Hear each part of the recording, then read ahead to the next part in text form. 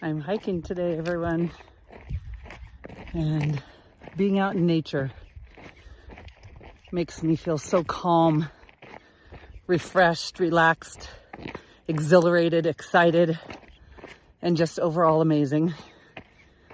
And I've been going now uphill for a little while, training for a race. And it's my last race before surgery. And I realize I haven't given an update in a while on what's going on with, my female hormones, my fibroids, and everything. I've done a video before and posted a little while ago, and then have been so caught up in training for the previous 2 races I had, and now I've got 1 more race before my surgery. And so that is the latest update. Basically, I am having a hysterectomy on July 9th. And originally going into this, I was thinking, okay, what's the least invasive option to get me the most relief and to get me back feeling myself again. And the first step was getting the ultrasound. The MRI. I did have ultrasounds previously, but the MRI is what my doctor needed in order to determine how many fibroids I had, what the size of my uterus was, and kind of what the best option for me would be. So after the MRI, she told me that I have what's called a popcorn uterus. Hold on, let me make sure I go the right way. Yes, okay. Popcorn uterus. And basically what that means is my uterus has so many fibroids in it. They look like little balls of popcorn in the MRI. And I asked her, well, how many do I have? She's like, you know what, Heather? She's like, your uterus is so enlarged and you have so many fibroids that I can't even count them. There's just way too many. I was like, oh, lovely. But hey, that's step 1 in determining a plan of action, right? So I was thinking going into this, because I had done some research ahead of time, that I wanted a myomectomy and not a hysterectomy, because I wanted to keep as much of my female organs intact as possible, and I wanted to have my body to continue releasing its natural hormones for as long as it was going to do anyway. And when I told her this, she's like, you know what, Heather? A myomectomy surgery is more complicated than a hysterectomy. The recovery time is a lot longer. It's a bit more painful. And I usually only do myomectomies for women that still plan on having children. And I was like, all right, I don't want children anymore. I'm 51. 1 daughter, 1 stepdaughter, and 5 grandkids right now is enough. And I told her, though, I said, but I want my body to produce its natural hormones as long as possible. Because I know when you have a total hysterectomy, you go straight into postmenopause after that. And I know eventually I'll go into postmenopause naturally. But I just want to postpone it as much as possible, because I just know what happens after that. It's already a challenge going through, perimenopause. Postmenopause can be even more challenging. I know this because I've worked with many, many women through all of this. And so I have that, secondhand experience, I should say. Firsthand experience so far as me going through perimenopause. And she's like, you know what, Heather?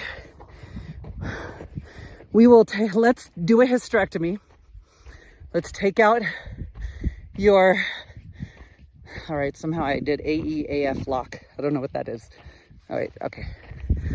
This is what happens when you're trying to record a video as you're hiking.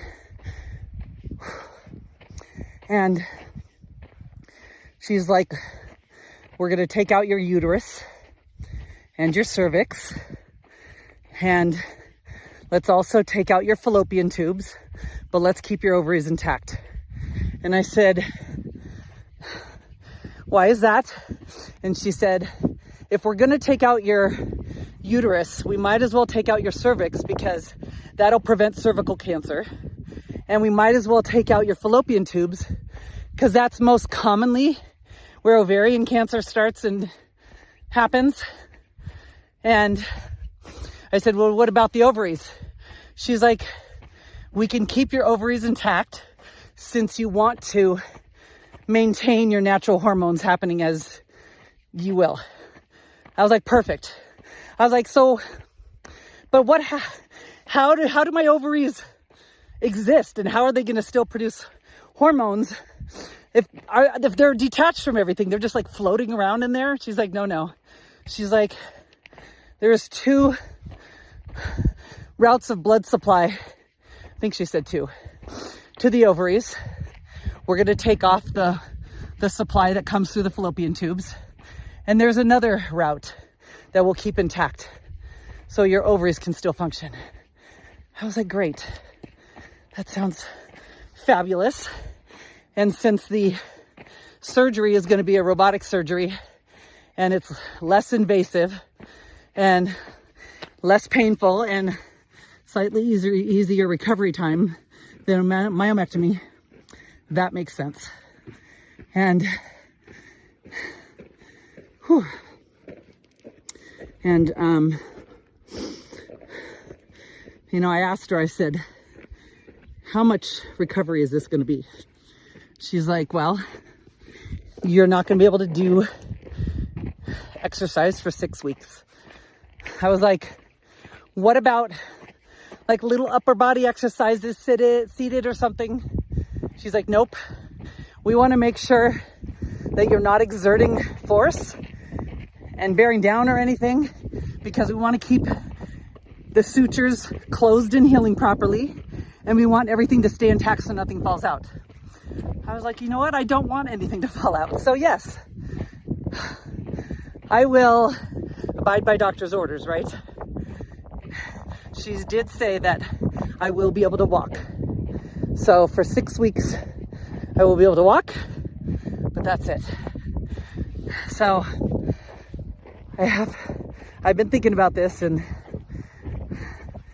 I need to focus and maintain my strength and my muscle mass as much as possible right now.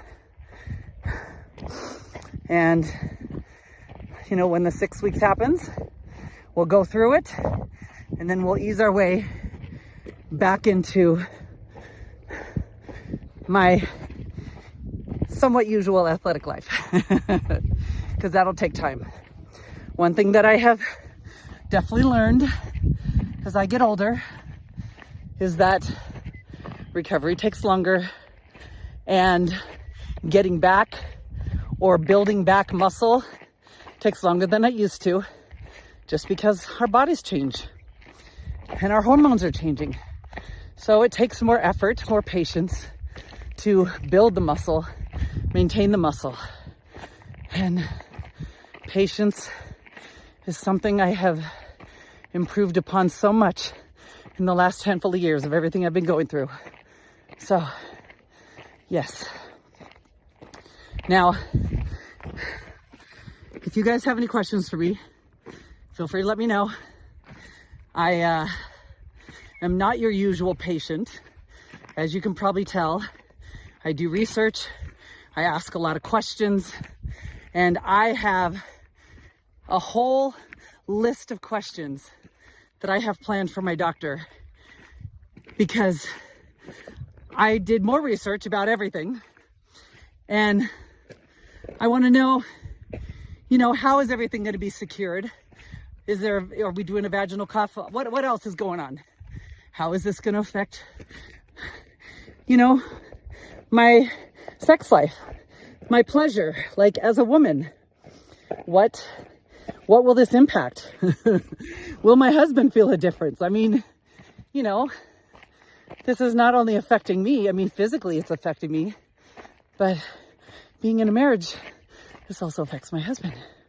So I have a gang load of questions ready for an appointment, a video appointment I have with her on July 1st.